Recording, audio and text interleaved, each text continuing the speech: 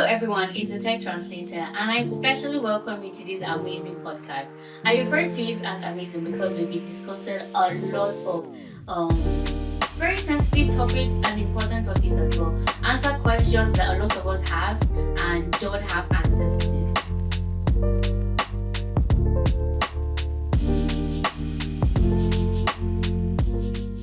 So recently, I discovered that a lot of people want to start their journey into tech, but don't really know how to go about it.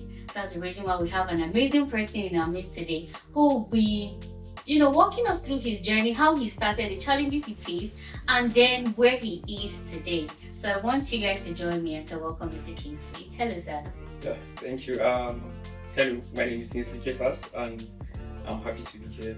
It's a pleasure to have him here, to be honest, because he's one of the amazing minds working in Blockfuse Lab. So today is not all about me, it's about you. Tell us about yourself, what you do in Blockfuse Lab. Yeah, just tell us what you do.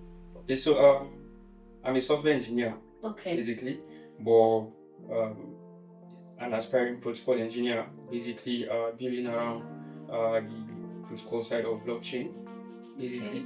Building on the infrastructural side rather than just sticking on the part of consumer-facing applications. That sounds a lot of interesting, to be honest. Okay, so can you walk us through your journey? How did you start? Like, how did you start? When did you discover that, okay, this is what I want to do? And then how was the journey like? Just briefly. Okay, yeah. So I think the journey started when I was curious.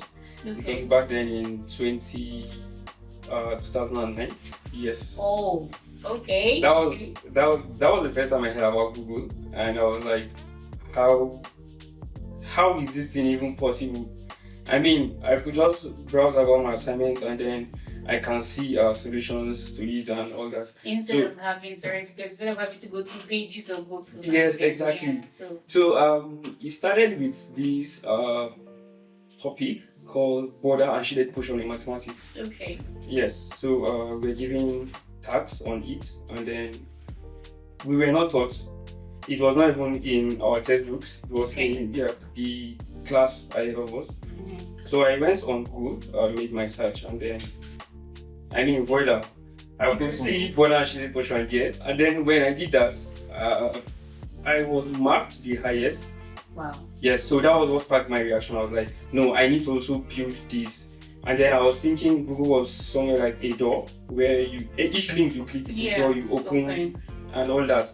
So it was from there I learned how to create a Google and stuff like that. And then I saw some materials, and basically that was the start of it. And I think one of the things that actually pushed me to actually try and see if I can do something like that is the curiosity, basically, because then I was very curious to actually see how things are actually being done, because I'm a lover of science in general. Yeah, so then I was like, I want to try and do this. So I guess curiosity does not always kill the cat. No, it doesn't at all. But 2009, that was a very long time ago, to be honest. Yes, actually. That was a very long time ago. And I must commend your interest and curiosity. Some people have been curious, but just left it there. They keep on asking questions that don't even do anything. So after you discover that, okay, this is something I really want to understand, I really want to have a clearer picture of how it works, and then I want to be part of or build something like that, what did you do? So this is the question I'm asking. What step did you take? Did your parents take you to a place to learn, or you decided to move to a cafe because that was the common place to learn?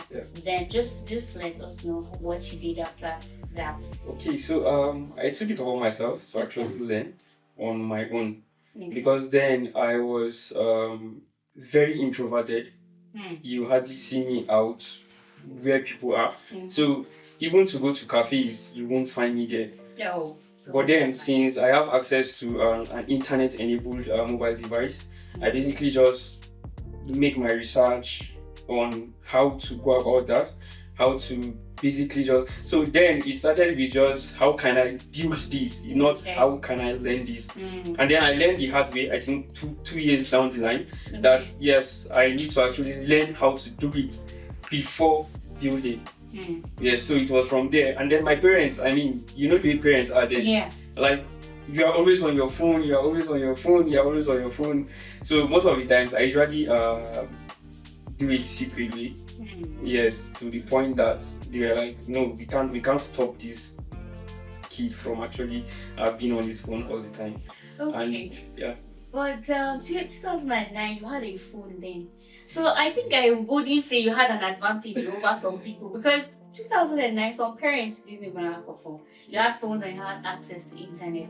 I mean, your parents actually, kudos to them, they did a very good job. Yeah. Right, so another question I'll ask you is, do you think you had a handful information then because you were starting? Would you say you had a handful information or a very good counseling or very good guidance that you needed in order to like lay a very good foundation for yourself, or no? No, I have none.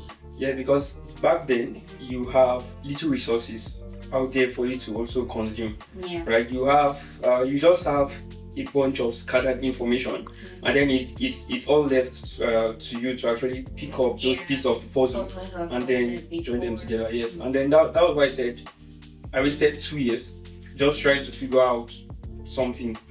Yeah.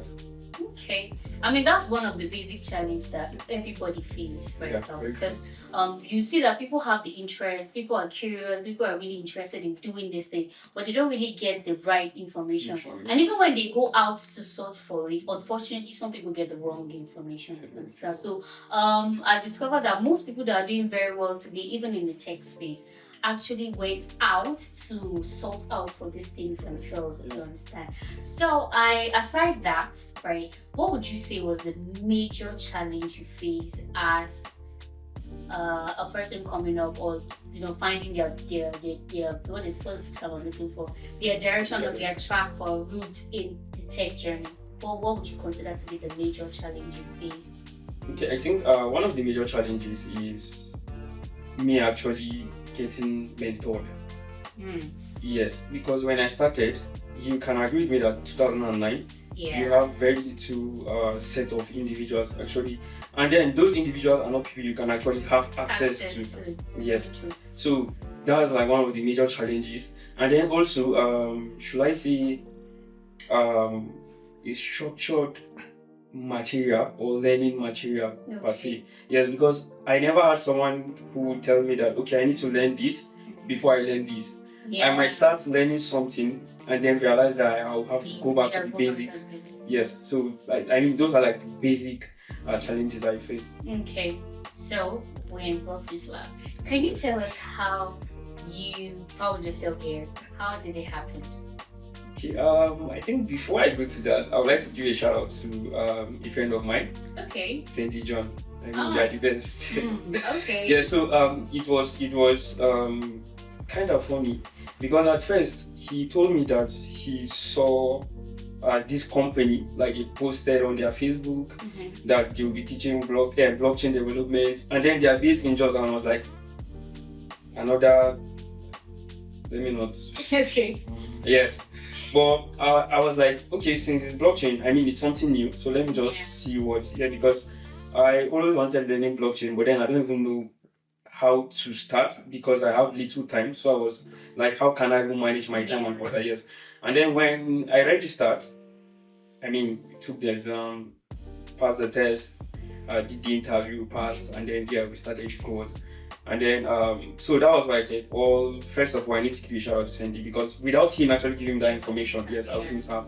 And then, I mean, after the cohort, we did internship, and then before we got absorbed to the engineering team.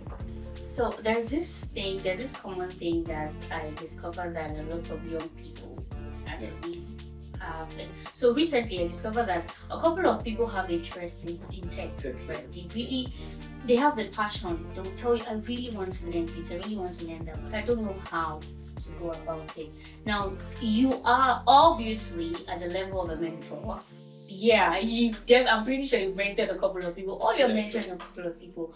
First off, I'll ask, what message do you have to mentors out there, not the mentees now? Because I made mention of something. People tend to give out the wrong information. I always advise people, I say, if you want to go into tech, right, it's best to build on your strengths. Yeah. Don't say because somebody is a coder, you want to go and code. No, if you're a good communicator, just find a way where you could fit best, even with that skill, you understand? Yeah. And that's actually one thing that I would always give credit to the CEO of Locus Lab, because I used to say something, I say he sees potential in people that even themselves don't see.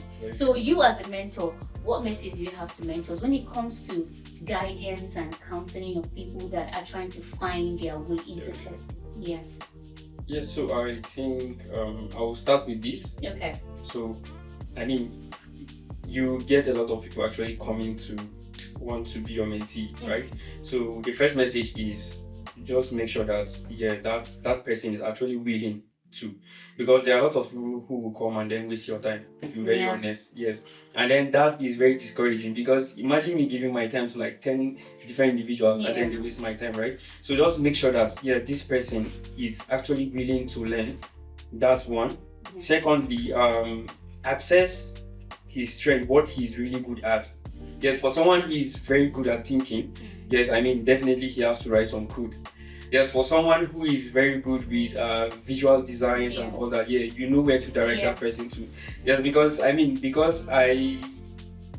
do anything with design. If I have someone coming to meet me, wants to be my mentee, and then I see that the person is very good with designs and all, and then I'll try to force that person to learn how to write code. I mean, that's bad, because after some time the person will definitely burn out, and then before you know, the whole obsession of learning the tech will be downstairs. So I think first of all, be sure that that person actually wants to learn. Secondly, point that person in the right direction based on what the person is good at, or what you think the person is good at. Then thirdly, if what that person is good at is what you are doing, you can actually, I mean, come up with a structured content. Else, you can actually refer the person to, I mean, a mentor who you know that can actually groom that person up. Yeah, so that's actually very good. I like the last part you said, referral. Because most times you just want to see how many people you've mentored, not looking out for the impact you can make. So, what does it feel like to work in the Blockfuse community, or to be part of the Blockfuse community? Because I'm pretty sure you're doing an amazing job. So, what does it feel like to work in the community? Okay. Yeah. So I'm just trying to think of the right set of words to use. Yes, because in some organizations you find out that the founder and CEO are basically the ones running the company and all. But then at Blockfuse Labs, everybody is basically like the founder. Yes.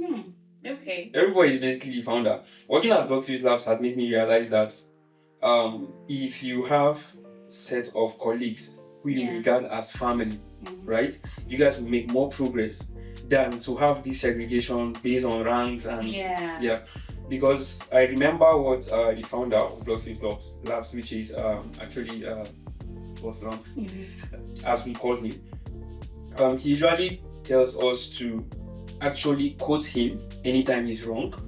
And I mean, you hardly find we are talking about the founder, not the CEO. You hardly find people like that actually telling you to do things like that. And then in the case whereby maybe he did something or say something and then you correct him, I mean, he accepts it. Yes, he doesn't raise his shoulder and no, I'm the founder and all. And apart from that, I mean, we don't just work, we learn. Working at Blockfuse Lab is like, as you are working, you are growing. Yes, there's this 50-50 balance. You work and grow. You can't, if you are basically working, believe me, you won't even last at Blockfuse Lab, because you have to grow. You can't tell me that the same place you are today is the same place you want to be tomorrow. Nah, it's not accepted here. You understand? So working at Blockfuse Lab, like I would say, it's really amazing. And then the working culture here also is different, far from what I've seen anywhere. So I'm pretty sure it's a place where teamwork thrives very well. Right. So if you're out there and you are you're looking for a space where you want to be welcomed and feel at home, and at the same time work and grow, I'm pretty sure Blockfuse Lab is the right place for you to be. Right. So last but not the least, what word of advice you advise the mentors? What word of advice you have for the mentees or soon to be mentees? Okay. Yeah.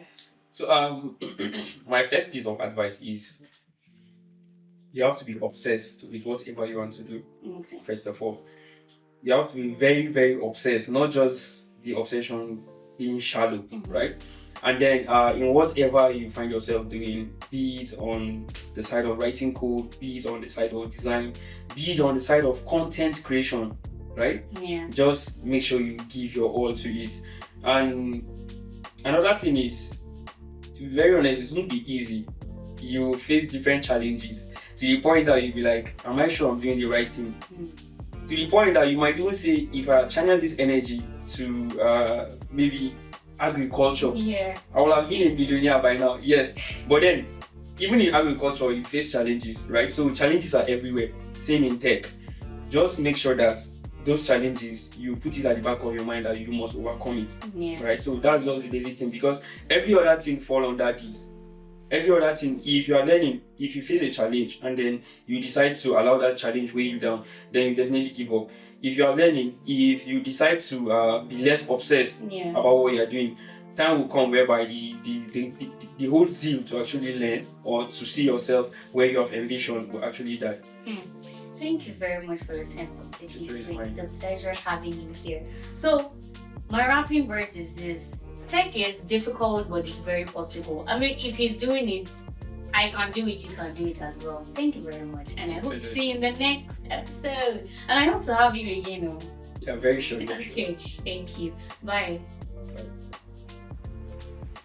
We're talking to